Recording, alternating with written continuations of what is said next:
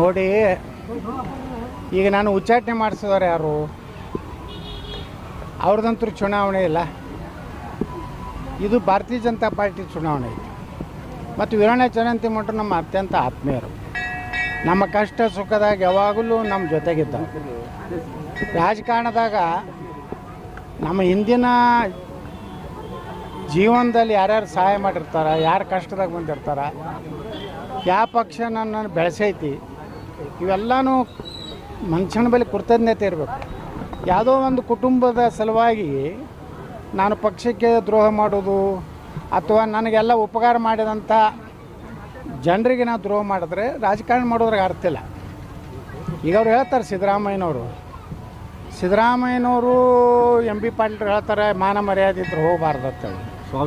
ಸ್ವಾಭಿಮಾನ ಇದ್ರು ಅವರು ಎಂ ಬಿ ಪಾಟೀಲ್ ಸ್ವಾಭಿಮಾನ ಇದ್ರಿ. ಇಲ್ಲಿ ಒಬ್ಬ ಹಚ್ಚಡ ಶಿವಾನಂದ ಮಂತ್ರಿ ಅದನ್ನಲ್ಲ ಬಾಗೇವಾಡ್ಯಾಗ, ಅಲ್ಲಿಯೂ ಅವರು ಪ್ರಚಾರಕ್ಕೆ ಹೋಗಬಾರ್ದು. ಯಾಕಂದ್ರೆ ಅಲ್ಲಿ ಬಬಲೇಶ್ವರನಾಗ ಹಚ್ಚಡೋದು ಅವ್ರು ತಮ್ಮಂದೇ ಮಾಡ್ತಾರೆ ಎಲೆಕ್ಷನ್. ಹೀಗಾಗಿ ಎಂ ಬಿ ಪಾಟೀಲ್ರು ಸ್ವಾಭಿಮಾನ ಮತ್ತು ಅವ್ರಿಗೆ ಮೋಸ ಮಾಡಿದ್ರೆ ಅವರೂ ಹೋಗಬಾರ್ದು. ಇನ್ನು ಮುಂದಿನ ಚುನಾವಣೆ ಅವ್ರನ್ನ ಸೋಲಿಸ್ಬೇಕು. ಅಲ್ಲಿ ಇಬ್ಬರು ಕಂಪ್ನಿ ಸೋಲಿಸ್ಬೇಕು. ಅವ್ರಿಗೂ ಸ್ವಾಭಿಮಾನ ಇದೆ. ಯಾಕಂದ್ರೆ ಎಂ ಬಿ ಪಾಟೀಲ್ ಸೋಲಿಸ್ಬೇಕಂತೇಳಿ ಅಲ್ಲಿ ಅಣ್ಣ ರಾತ್ರಿ 1 ಗಂಟೆಗೆ ಮುಸುಕುದಾರಿಯಾಗಿ ಹೋಗಿ ಪ್ರಚಾರ ಮಾಡ್ಯಾನ ಎಂ ಬಿ ಪಾಟೀಲ್ ವಿರುದ್ಧ. ಹಾಗಾದರೆ ಸ್ವಾಭಿಮಾನ ಇದ್ದ ಎಂ ಬಿ ಪಾಟೀಲ್ರೆ ನೀವು ಅಲ್ಲಿ ಹೋಗಬೇಡ ಅಂತ ನಾ ಅವರಿಗೆ ಆಗ್ರಹ ಮಾಡ್ತೇನೆ. ನಾಟಕ ಮಾಡ್ತಿದ್ದಾರೆ, ಮರಳಿ ಬಿಜೆಪಿ ಹೋಗ್ಲಿಕ್ಕೆ ಯತ್ನಾಳ ರೀತಿ ಎಲ್ಲ ಮಾಡ್ತಾರೆ. ನೋಡ್ರಿ, ನಾನು ಯಾರ್ದು ಕೈ ಕಾಲು ಹಿಡ್ದಲ್ಲ. ನಾ ಬಿ ಜೆ ಪಿ ಪ್ರಚಾರಕ್ಕೆ ಬರ್ತೀನಿ ಅಂತ ಹೇಳಿ ನಾ ಎಲ್ಲೂ ಹೇಳಿಲ್ಲ. ನಮ್ಮ ಹಿಂದೂ ಕಾರ್ಯಕರ್ತರು ಬಿ ಜೆ ಪಿಯ ಮುಖಂಡರ ಮೇಲೆ ಸ್ವತಃ ವಿಜೇಂದ್ರ ನಾಮಪತ್ರಕ್ಕೆ ಬಂದಾಗ 2028 ನೆಕ್ಸ್ಟ್ CM ಬಸನಗೌಡ ಪಾಟೀಲ್ ಅಂತೇಳಿ ಅವ್ರ ಮುಂದೆ ಬೋರ್ಡ್ ಹಿಡಿದು ನನ್ನ ಹಾಡ ಹಚ್ಚಿ ಜನ ಸಂಕೇತ ಕೊಟ್ಟಾರೆ. 2028ಕ್ಕೆ ನಾವು ಯತ್ನಾಳ್ ಅವ್ರನ್ನೇ ಮುಖ್ಯಮಂತ್ರಿ ಒಪ್ಕೋತೀವಿ, ನೀನು ಒಪ್ಪೋದಿಲ್ಲ ಅಂತ ಹೇಳಿ ಅವನ ಮುಂದೆ ಹೇಳಿದ ಮ್ಯಾಗ ಜನರ ಭಾವನೆ, ಹಿಂದೂಗಳ ಭಾವನೆ. ಇವತ್ತು ವೀರಣ್ಣ ಚರಂತಿಮಠರು ಒಬ್ಬ ಹಿಂದೂ, ಅವರು ಒಬ್ಬ ಪ್ರತಿನಿಧಿತ್ವ ಕೊಡ್ತಾರೆ ಅಂತ ನನಗೆ ವಿಶ್ವಾಸ ಐತಿ. ಅವರು ಹಿಂದೂಗಳ ಓಟ್ ಮ್ಯಾಗನೇ ಆರಿಸಿ ಬರೋರು ಚರಂತಿಮಠರು. ಇವ್ರೇನು ಸಾಬ್ರೇನು ಹಾಕೋದಿಲ್ಲ ಅಲ್ಲಿ. ಅದನ್ನು ನಾವು ತೆಗೆದು ಬಿಡಬೇಕು ಫೈಲ್ ನಂದು. ಅದಕ್ಕೆ ಚರಂತಿಮಠರು ಭಾರತೀಯ ಜನತಾ ಪಾರ್ಟಿ ಅದ್ರ ಋಣ ಇದೆ, ನಾವು ಹೋಗಬೇಕಾಗಿದೆ. ಪರವಾಗಿ ಪ್ರಚಾರ ಮಾಡಕ್ಕೆ ಹೋಗ್ತೀರಿ ನೋಡ್ರಿ, ಅವ್ರೇನು ಕರೆದಿಲ್ಲ. ಅಲ್ಲೇ ಆಹ್ವಾನ ಇಲ್ಲ ದಾವಣಗೆರೆಗೆ. ಆಹ್ವಾನ ಇಲ್ಲಾರ್ದಲ್ಲಿ ಯಾಕೆ ಹೋಗ್ಬೇಕು? ಇಲ್ಲಿ ಎಲ್ಲ ನಮ್ಮ ಕಾರ್ಯಕರ್ತರು ಒಂದೇ ಸವನೆ. ಇವರೆಲ್ಲ ಬಿ ಜೆ ಪಿ ಮುಖಂಡ್ರೇನು ಹೋಗ್ಯಾರ. ಇಲ್ಲಿದು ಕೆಲವೊಂದು ಮಂದಿ ಹೋಗ್ಯಾರ. ಸೋಕಾಲ್ಡ್ ಲಪುಟ್ರ ಕಂಪ್ನಿ ಹೋಗೈತಿ ಇಲ್ಲಿದು. ಬಿಜಾಪುರ್ನಾಗ ಇಲ್ಲ, ಬಿಜಾಪುರ್ನಾಗ ಮುಸ್ರಿಫ್ನ ಇಲೆಕ್ಷನ್ ಮಾಡಿದ ಕಾರಣ ನನ್ನ ಮಕ್ಕಳು ಇವತ್ತು ಬಾಗಲಕೋಟೆಯಾಗ ಹೋಗಿ ಬಿಳಿಗಡ್ಡ ಬಿಟ್ಕೊಂಡು ವಿಜೇಂದ್ರ ಜೋಡಿ ಅಡ್ಡಾಡಿದ್ರೆ ಇಲ್ಲೇನು ಮಾಡ್ಯಾರ ಅವರು ಹಗಲು ರಾತ್ರಿ. ಆ ಸೋಲಿಸಿದ ಗ್ಯಾರಂಟಿ ನೋಡಿ, ನಮ್ಮ ಕಾರ್ಪೊರೇಟರ್ಗಳನ್ನೆಲ್ಲ ಸೋಲಿಸ್ಬೇಕಂತೇಳಿ ಆಟೋ ರಿಕ್ಷಾ ತೊಗೊಂಡು ನಿಂತ ಕಳ್ಳ ನನ್ನ ಮಕ್ಕಳೆಲ್ಲ ಪ್ರಚಾರಕ್ಕೆ ಹೋಗ್ಯಾರ. ಇವೆಲ್ಲ ನಕಲಿ ಬಿ ಜೆ ಪಿಯವರು ಪ್ರಚಾರಕ್ಕೆ ಹೋಗೋದ್ರಿಂದ. ಇನ್ನೊಬ್ಬ ಗ್ರೇಟ್ ಅದಾನ ಇಲ್ಲಿ ನಮ್ಮ ಜಿಲ್ಲಾದಾಗ, ಒಬ್ಬ ದೊಡ್ಡ ಹೋರಾಟಗಾರ, ರೈತ ಹೋರಾಟಗಾರ.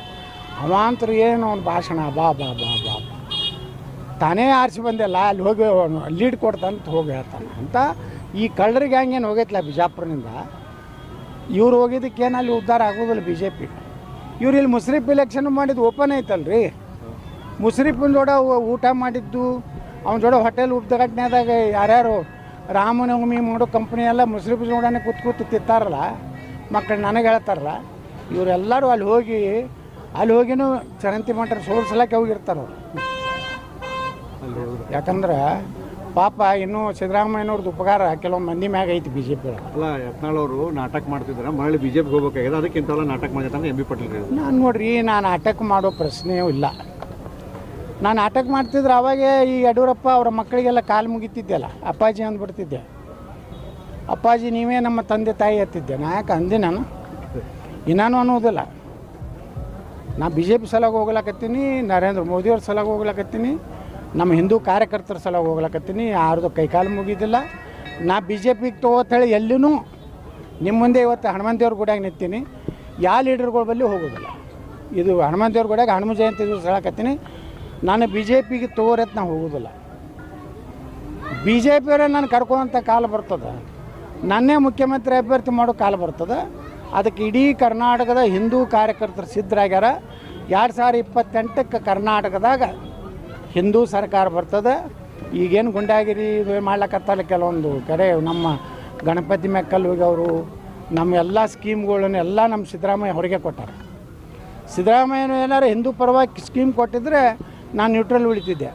ಅವರು ನೀವು ನೋಡಿಬಿಡ್ರಿ ಮೊನ್ನೆ ಬಜೆಟ್, ಹಿಂದೂಗಳು ಇರಬೇಕೋ ಬೇಡ, ಮುಸ್ಲಿಂ ಹೆಣ್ಮಕ್ಳಿಗೆ ಆತ್ಮರಕ್ಷಣೆಗಾಗಿ ಶಿಕ್ಷಣ ಕೊಡ್ತಾರೆ. ಅಂದ್ರೆ ಯಾರನ್ನ ಹೊಡಿಸ್ಬೇಕತ್ತಾರೆ ಇವ್ರು? ಆತ್ಮರಕ್ಷಣೆ ಅಂದ್ರೆ ಏನು ಹಿಂದೂ ಹೆಣ್ಮಕ್ಳೇನು ಯಾರ ಜೋಡ್ರೆ ಏನಾರು ಬಡಿದು ಗುಂಡಾಗಿರಿ ಮಾಡ್ತಾರೆ ಹಿಂದೂ ಹೆಣ್ಮಕ್ಳು?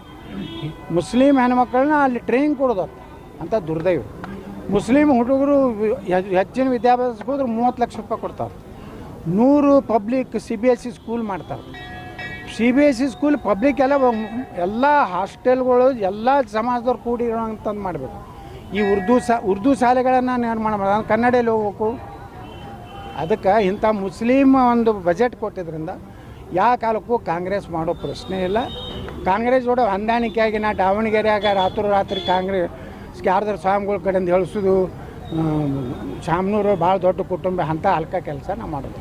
ಯತ್ನಾಳ್ ಈಗ ಪ್ರಚಾರಕ್ಕೆ ಹೋಗ್ತಾರೆ ಬಾಗಲಕೋಟೆಗೆ ಅಂದ ತಕ್ಷಣ ಕಾಂಗ್ರೆಸ್ ಅವ್ರಿಗೆ ಯಾಕೆ ಶುರುವಾಗಿದೆ ಅಂತ ಆತಂಕ ಶುರುವಾಗಿದೆ ಅಥವಾ ಏನು? ಹಿಂದೂಗಳು ಒಗ್ಗಟ್ಟಾಗ್ತಾರೆ. ಹಿಂದೂಗಳ ಬಳಿ ಸ್ವಲ್ಪ ಅಸಮಾಧಾನ ಇದೆ. BJP ಏನು ನಾಯಕರು ಅದಾರಲ್ಲ, ಅಧಿಕಾರ ಇದ್ದಾಗ ಹಿಂದೂಗಳ ರಕ್ಷಣೆ ಮಾಡಿಲ್ಲ. ಅಲ್ಲಿ KG ಹಳ್ಳಿ DG ಹಳ್ಳಿ ಒಳಗೆ ಪೊಲೀಸರ ಮ್ಯಾಗ ಇದು ಆದಾಗ ಅವಾಗ ಎನ್ಕೌಂಟ್ರ್ ಮಾಡಿದ್ರೆ, ಹುಬ್ಳಿ ಪೊಲೀಸ್ ಸ್ಟೇಷನ್ ಮ್ಯಾಗ ಆಕ್ರಮಣ ಮಾಡಿದಾಗ ಹಿಂದೂ ಕಾರ್ಯಕರ್ತರ ರಕ್ಷಣೆ ಮಾಡೋದು BJP ಅವ್ರು ಮಾಡಲಾರ್ದಕ್ಕೆ. ಇನ್ನೂ ಹಿಂದೂ ಪರವಾಗಿ ಮಾತಾಡೋದಿಲ್ಲ. ಒಬ್ಬರೇ BJP ಲೀಡರ್ ನಾನು ನಮ್ಮ ಸರ್ಕಾರ ಬಂದರೆ ಯೋಗಿ ಆದಿತ್ಯನಾಥರ ಮಾದರಿ ಸರ್ಕಾರ ಕರ್ನಾಟಕ ತರ್ತೀನಿ ಒಬ್ಬರೇ ಅಂದಾನೇನು ಕರ್ನಾಟಕದಾಗ.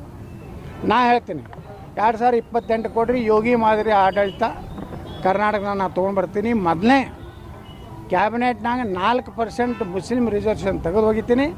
ದಲಿತರಿಗೆ, ಹಿಂದುಳಿದವರಿಗೆ, ಉಳಿದ ಎಲ್ಲ ಲಿಂಗಾಯತ ಒಕ್ಕಲಿಗರು ಎಲ್ಲರಿಗೆ ಹಂಚಿ ಬ್ರಾಹ್ಮಣರ ಆದಿಯಾಗಿ ಎಲ್ಲ ಸಮುದಾಯಕ್ಕೂ ರಿಸರ್ವೇಷನ್. ಅಲ್ಪಸಂಖ್ಯಾತರಂದ್ರೇನು? 15% ಇದ್ದವರು ಅಲ್ಪಸಂಖ್ಯಾತರು, 1-2% ಇದ್ದವರು ಅಲ್ಪಸಂಖ್ಯಾತರು. ಇವತ್ತು ಅಲ್ಪಸಂಖ್ಯಾತರು ವ್ಯಾಖ್ಯಾನ ಆಗ್ಬೇಕಲ್ಲ. ಮರಾಠರು ಅಲ್ಪಸಂಖ್ಯಾತರದಾರ, ಬ್ರಾಹ್ಮಣರು ಅಲ್ಪಸಂಖ್ಯಾತರದಾರ, ಕ್ಷತ್ರಿಯ ಸಮಾಜ ಅಲ್ಪಸಂಖ್ಯಾತರದಾರ, ಮುಸಲ್ಮಾನರು ಎಟ್ಟದಾರ 15-16. ಅವ್ರ ಹೆಂಗೆ ಅಲ್ಪಸಂಖ್ಯಾತರಾಗ್ತಾರೆ? ಆ ಅಲ್ಪಸಂಖ್ಯಾತರ ಪಟ್ಟಿಯಿಂದ ಬಿಡಬೇಕು ಅಂತೇಳಿ ನಾನು ನಿರ್ಣಯ ಮಾಡ್ತೀನಿ. ಈ ಅಲ್ಪಸಂಖ್ಯಾತ ಪಟ್ಟಿ ಒಳಗಡೆ ಉಳಿದೋದು ಏನೀಗ ಹಿಂದುಳಿದವರೆಲ್ಲ ಕಡಿಮೆ ಇದ್ದಾರೆ ಅಂದ್ರೆ ಅವ್ರು ಸೇರಿಸುವಂಥ ಪ್ರಯತ್ನ ಮಾಡ್ತೀನಿ. 100% ನೋಡಿರಿ. ಇವತ್ತು ಕ್ಷತ್ರಿಯರು ಅದು ರಾಜಪೂತರು ಬರ್ತಾರೆ, ಮರಾಠರು ಬರ್ತಾರೆ, ಇನ್ನಿತರ ಸಮುದಾಯಗಳು ಬರ್ತಾವೆ. ಅಲ್ಲಿ ಬ್ರಾಹ್ಮಣರು ಕರ್ನಾಟಕದಾಗ ಎಟ್ಟದಾರ? 2% ಅದಾರ. ಅವ್ರು ಅಲ್ಪಸಂಖ್ಯಾತರು. ಏನು 15% ಅಲ್ಪಸಂಖ್ಯಾತರು. ಸಿಖ್ರು, ಬೌದ್ಧರು, ಜೈನರು, ಕ್ರಿಶ್ಚಿಯನ್ರು ಅಂತೂ ಇದ್ದೇ ಅದಾರ, ಅವರು ಅಲ್ಪಸಂಖ್ಯಾತರು ಅದಾರ. ಈ ಎಲ್ಲ ಸಮುದಾಯ ಕೊಡ್ತೀನಿ. ಈ ಅಲ್ಪಸಂಖ್ಯಾತ ಪಟ್ಟಿಯಿಂದ ಮೊದಲು ತೆಗೆದು ಹೋಗಿತೀವಿ. 3 ಕಡೆ ಅವರು ಇದು ಲಾಭ ತೊಗೋತಾರೆ. 2Aದಾಗ ಲಾಭ ತೊಗೋತಾರೆ ಮುಸಲ್ಮಾನರು. 3B ಅದೊಂದು ಬೇರೆ ಮೈನಾರಿಟಿ 3 ಕಡೆ ಹೊಡಿತಾರೆ. 3 ಕಡೆ ತೆಗೆದು ಧರ್ಮಾಧಾರಿತ ಮೀಸಲಾತಿ ಇಲ್ಲ ನಮ್ಮ ದೇಶನಾಗ. ಬಾಬಾ ಸಾಹೇಬ್ ಅಂಬೇಡ್ಕರ್ ಅವ್ರು ಹೇಳಿದ್ದೇನೆಂದ್ರೆ, ಯಾವ ಜಾತಿ ಆರ್ಥಿಕವಾಗಿ ಸಾಮಾಜಿಕವಾಗಿ ಹಿಂದುಳಿದದ ಅವ್ರಿಗೆ ಕೊಡಬೇಕಂತಿದೆ. ಬಾಬಾ ಸಾಹೇಬ್ ಅಂಬೇಡ್ಕರ್ ಸಂವಿಧಾನವನ್ನು ಸಂಪೂರ್ಣವಾಗಿ ಕರ್ನಾಟಕದ ನಾನು ಜಾರಿ ಮಾಡ್ತೀನಿ. ಎರಡೂ ಚುನಾವಣೆ ರಿಸಲ್ಟ್ ಏನಾಗ್ಬೋದು ಸರ್? ಏನು ಗೊತ್ತಿಲ್ಲ ನನಗೆ. ನೋಡ್ರಿ, ನಾವು ಪ್ರಚಾರ ಮಾಡ್ತೀವಿ, ಜನರ ಕೈ ಬಿಟ್ಟಿದ್ದು. ನಾವೇ ಹಂಗೆ ಓವರ್ ಕಾನ್ಫಿಡೆಂಟ್ ಆಗಿ ನಾವು ಹೇಳೋದಿಲ್ಲ. ಜನರಿಗೆ ಹೋಗಿ ಕೈ ಮುಗಿದು ಕೇಳ್ಕೊತೀವಿ, ನೋಡ್ರಪ್ಪ ಹಿಂಗೆ ಮಾಡಿದೆ ಅಂದ್ರೆ ಕರ್ನಾಟಕ ಜಲ್ದಿ ಪಾಕಿಸ್ತಾನ ಆಗ್ತೈತೆ. ಪಾಕಿಸ್ತಾನ ಆಗಬೇಕು, ಭಾರತ ಉಳಿಬೇಕು, ಕರ್ನಾಟಕ ಉಳಿಬೇಕಂದ್ರೆ ನಮಗೆ ಹಾಕ್ರಿ. ನಿಮ್ಮ ಪಾಕಿಸ್ತಾನ ಆಗಬೇಕಾಗಿದ್ದು ಟಿಪ್ಪು ಸುಲ್ತಾನ್ಗೆ ಹಾಕ್ರಿ. Thank you sir.